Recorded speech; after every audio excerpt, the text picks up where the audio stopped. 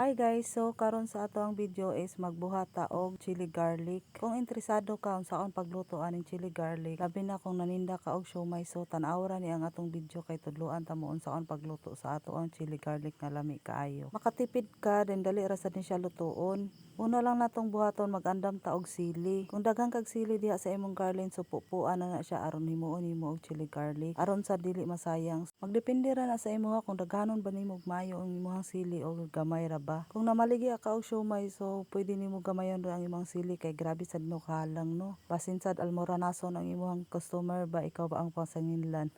Ako ra dai ning gikuhaan og pungango ang atong sili kay di man sad nato ni pwedeng iapil ang pungango. Medyo ubay-ubay jud ning sili nga atong nagamit karon ay. Pagkahuman gani nako og kuha og pungango, so mao ni atong kadaghanon sa atong sili. Pagkahuman nato og andam og sili, magandam sad ta og ahos. Mga upat ra ni kalingin ang atong gigamit nga ahos diri. Kung ganahan mo daghanon og ahos ay pwede sad kaayo para mo lami og mas muhumot pa jud ang inyo ang chili garlic. Pagkahuman ako og panit sa ako ang ahos, so mao ni siya kadaghanon, magandam na ta og food processor. Kung wala sad may food processor, pwede ni rin ninyo hiwaon og ginagmay-gagmay ba. Ilunod ra nato sa atong food processor ang atong sili og ahos, then magbutang ta og vegetable oil. Vegetable oil ang akong gigamit kay para healthy sad ba. Mga 1 cup ra nga vegetable oil ang akong gibutang. Pagkahuman ako og butang, ako nang gitakloban akong food processor kay ako na ni siyang paandaron. Wala may food processor no, pwede mo order sa Shopee, so barato ra jud kay ni siya sa Shopee. After mga pila ka minutes akong pagpaandar sa ako ang food processor, so ingon ani na jud ang ato ang chili garlic. Ingon ani day kapino ang ato ang kinahanglan para sa lami kayo ba.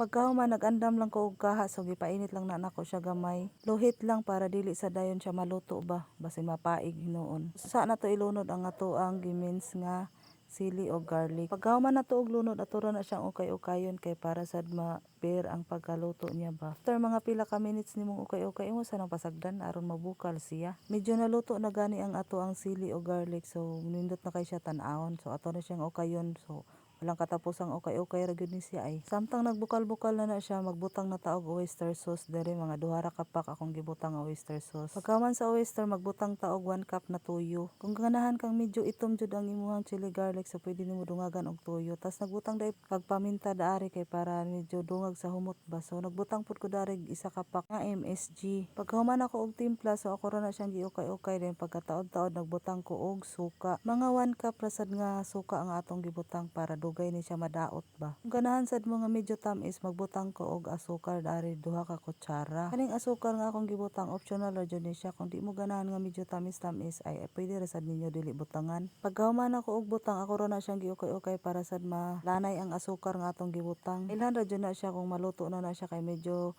niubos na jud ang mantika ba. Diri medyo hubas na ang atong mantika, so ato nang palungon ang ato ang stove kay para kabugnawon usa nato i-transfer ang atong chili garlic. So gwapa jud kay pagkaluto ang atong chili garlic sama nako. Uy, kung giganahan mo sa akong video, like and share and follow na sa aming Facebook page. Salamat, bye.